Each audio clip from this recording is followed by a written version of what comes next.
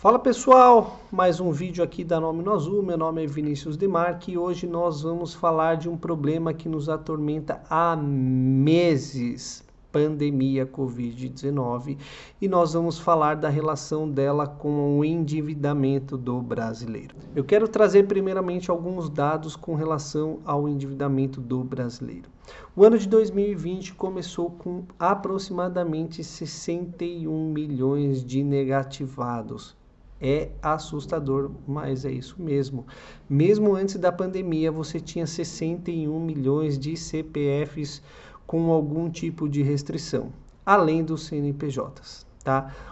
Eu quero dar um panorama geral como estão esses dados atualmente. Nós estamos aqui em setembro e esses dados são de julho e agosto, tá?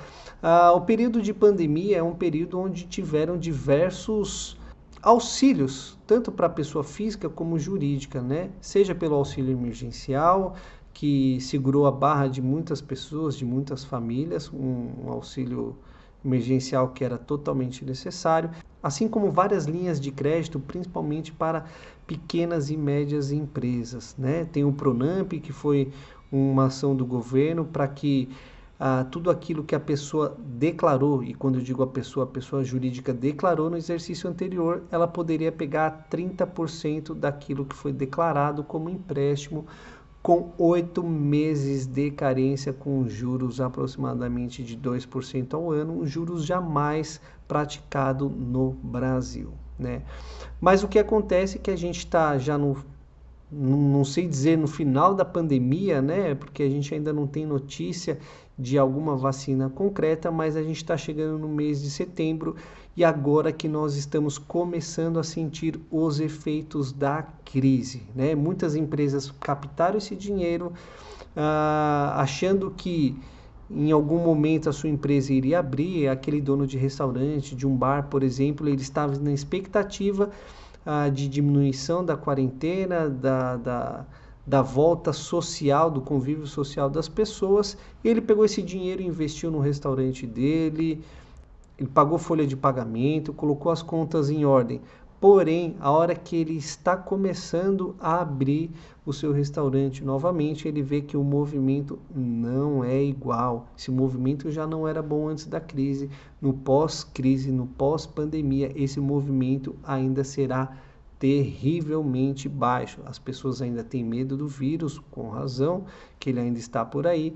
Então, o movimento dos restaurantes, mesmo naqueles lugares que já abriram as portas, esse movimento é muito baixo. E o que acontece com isso é que o período pós-pandemia será de crise aguda.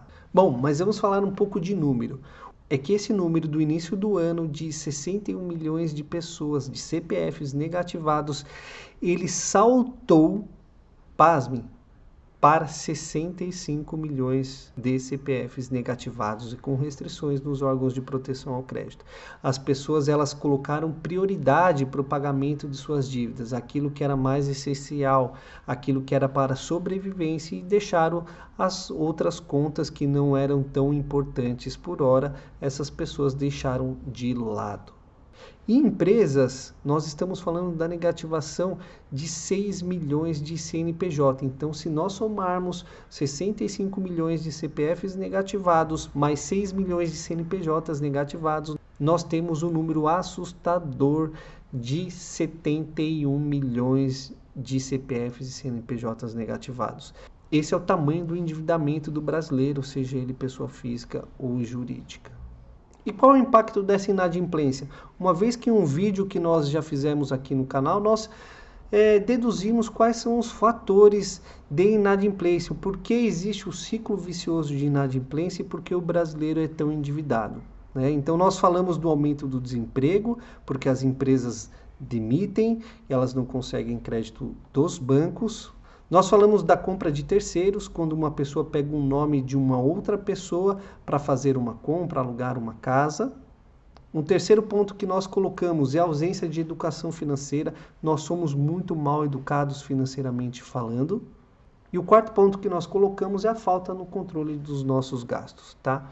Então, o panorama que a gente se encontra hoje no período de pandemia e pós-pandemia é uma situação muito crítica, tá? O que existe são governos ao redor do mundo, assim como no Brasil, imprimindo dinheiro e fazendo com que a crise não seja mais aguda agora.